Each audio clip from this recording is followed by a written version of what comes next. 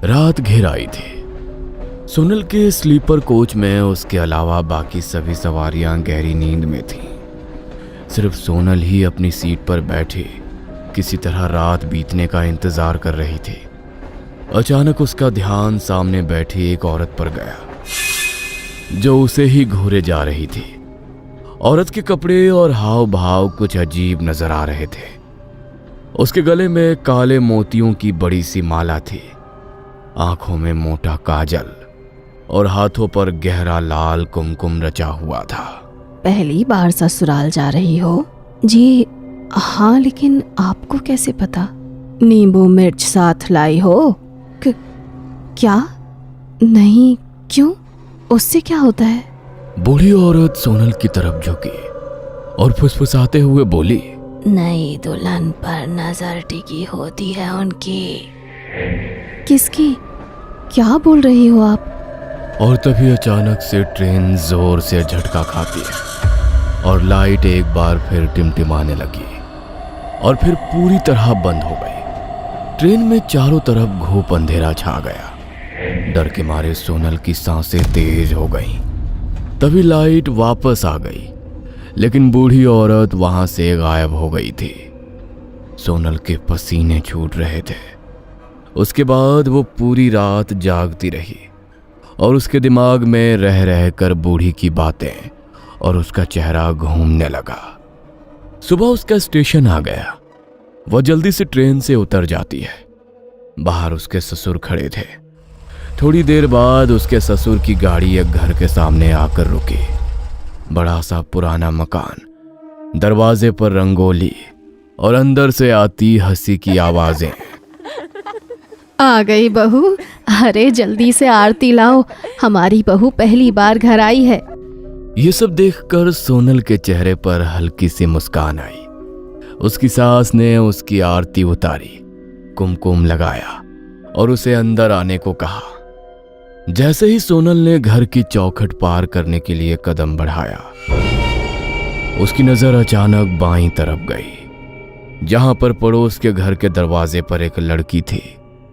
वो जमीन पर बैठकर नींबू और मिर्च को एक अजीब से गोल आकार में पिरो रही थी, जैसे कि कोई खास चीज बना रही हो। उसके बाल खुले हुए थे और चेहरा थोड़ा अजीब सा शांत था। सोनल कुछ सेकंड के लिए वहीं रुक गई और तभी उस लड़की ने धीरे धीरे सिर उठाया और उसकी नजर सीधी सोनल से टकराई। अरे बहू, अंदर आओ ना, क्या हुआ? जी। अंदर आते ही उसने पीछे मुड़कर देखा। वो लड़की अभी भी वहीं खड़ी थी। उसके हाथ में धागे से बंधे नींबू मिर्च थे और वो एकटक उसे घूरती जा रही थी। इसके साथ ही उसके होठों पर एक हल्की सी मुस्कान थी जो डरावनी लग रही थी। घर के अंदर माहौल खुशियों से भरा था। थोड़ी देर बाद उसकी ननद उसे कमरे में ले गई। आओ भाभी, ये आपका कमरा है। सोनल धीरे से मुस्कुराई, फिर हिचकिचाते हुए बोली, वो बाहर जो लड़की थी सामने वाले घर में, वो कौन है? ओह, वो भाभी, उससे जितना हो सके उतना ही दूर रहो। वो थोड़ी अजीब सी है। अजीब सी? क्या मतलब? ननद थोड़ा और पास आकर धीमी आवाज में बोली, दरअसल वो साइको है। वो हमेशा से भैया से शादी करना चाहती थी, लेकिन भैया शहर चले गए और फिर आपकी उनसे शादी हो गई। उस दिन के बाद से वो बदल गई। सुना है कि अब वो टोटके करती है, काले धागे, नींबू मिर्च, जाने क्या क्या। काला जादू करके जवान लड़कों को फंसाती है। अरे उससे दूर ही रहो आप। तो वो अभी क्या कर रही थी? वो नींबू मिर्च का गोला बनाना, क्या था वो? वही तो, पता नहीं अब किस पर उसकी काली नजर पड़ी है। भाभी, आप बस उससे बात मत करना और हो सके तो उसकी तरफ देखना भी मत। लोग कहते हैं उसकी नजर ठीक नहीं है। कमरे में कुछ पल के लिए सन्नाटा छा गया। अपनी ननद की बात सुनकर सोनल और भी अनकंफर्टेबल हो गई, लेकिन उसने खुद को संभाला और सोचा शायद वो ज्यादा सोच रही है। अब आप रेडी हो जाओ, थोड़ी देर में आपकी मुंह दिखाई होगी। थोड़ी देर बाद घर में सभी लोग आ गए। सोनल ने हल्का सा मेकअप किया और साड़ी पहनकर बाहर आ गई।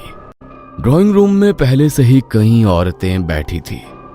सबकी नजरें उसी पर टिक गईं। बहुत सुंदर है बहू, नजर ना लगे। खुश रहो, घर में खुशियां लाओ। तभी उसी भीड़ भाड़ में वही पड़ोस वाली लड़की अंदर आई। फिर बिना कुछ बोले सोनल के हाथ में एक छोटा सा पैकेट रखकर आनन फानन में वहां से निकल गई। कुछ देर बाद सोनल ने घूंघट से देखा कि उसकी गोद में काला सांप रखा हुआ है जो फन उठाए बैठा है। ये नजारा देखते ही सोनल डरकर चीख पड़ती है और घूंघट और आंचल खींचकर सर से उतार देती है और गोद से सांप को दूर फेंककर सांप सांप चिल्लाने लगती है। बहू, ये क्या तमाशा है? कहाँ है सांप? अभी मुंह दिखाई शुरू हुई है और तुमने अपना आंचल उतार कर फेंक दिया। मेरी साड़ी और सांप था, वो मुझे डसने वाला था। मेरा विश्वास करो आप। अरे कैसी लड़की ब्याह लाई सुजाता, मुझे तो इसका मानसिक संतुलन सही नहीं लगता।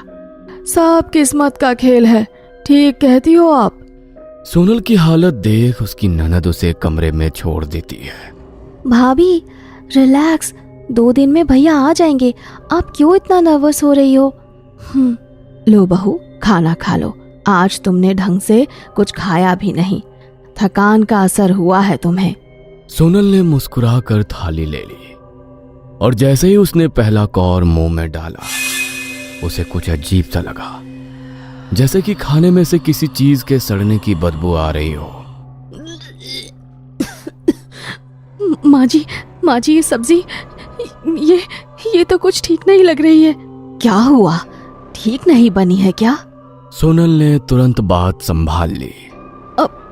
नहीं, ठीक है। उसने जबरदस्ती पूरा खाना खाया, लेकिन हर कौर के साथ उसे वही अजीब सा एहसास होता रहा। फिर थकी हुई सोनल बिस्तर पर लेट गई और कब उसकी आंख लग गई उसे पता ही नहीं चला। रात के ठीक 3 बजे अचानक से उसकी आंख खुल गई और कमरे में गहरा सन्नाटा था। उसका गला प्यास से सूख रहा था। वो धीरे धीरे उठी और पानी लेने के लिए कमरे से बाहर निकल गई, मगर जैसे ही उसने बाहर कदम रखा उसके पैरों के नीचे ठंडा सा कुछ महसूस हुआ। ये क्या है?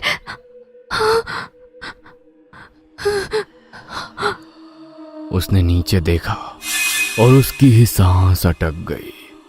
पूरा फर्श ठंडे पानी से भरा हुआ था, जैसे किसी ने पूरे घर में पानी फैला दिया हो। सोनल के कदम वहीं रुक गए। ये क्या है? पानी।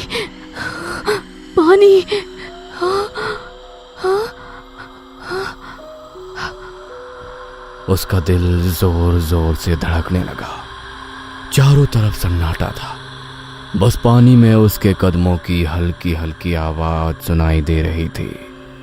छप छप छप। वो घबराकर पीछे मुड़ी अपने कमरे की तरफ जाने के लिए, लेकिन दरवाजा वहां था ही नहीं। थोड़ी देर पहले तक जहां उसका कमरा था वहां अब सिर्फ एक खाली दीवार थी। सोनल की आंखें फैल गईं। नहीं, ये कैसे हो सकता है? उसने इधर उधर देखा, हर तरफ वही दीवारें, वही पानी, जैसे वो किसी बंद जगह में फंस गई हो। उसकी सांसें तेज हो गई और हाथ कांपने लगे। कोई है? सुनो, मम्मी जी,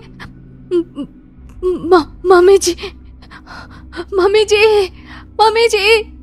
उसने जोर से चिल्लाने की कोशिश की, लेकिन उसके गले से आवाज ही नहीं निकली, जैसे किसी ने उसका गला कसकर पकड़ रखा हो। सोनल ने अपना गला पकड़ लिया। उसकी आंखों में डर साफ दिख रहा था। उसका दिल इतनी जोर से धड़क रहा था जैसे कि किसी भी वक्त सीने से बाहर आ जाएगा।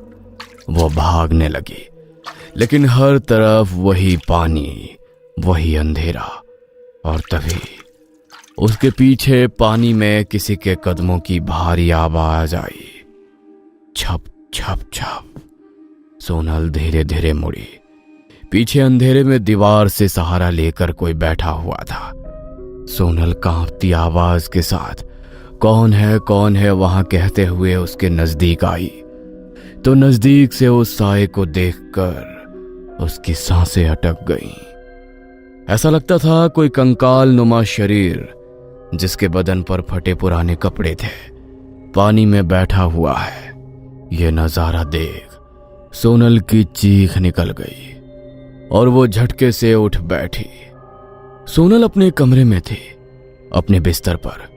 उसकी सांसें तेज थीं और माथे पर पसीना पानी की तरह बह रहा था।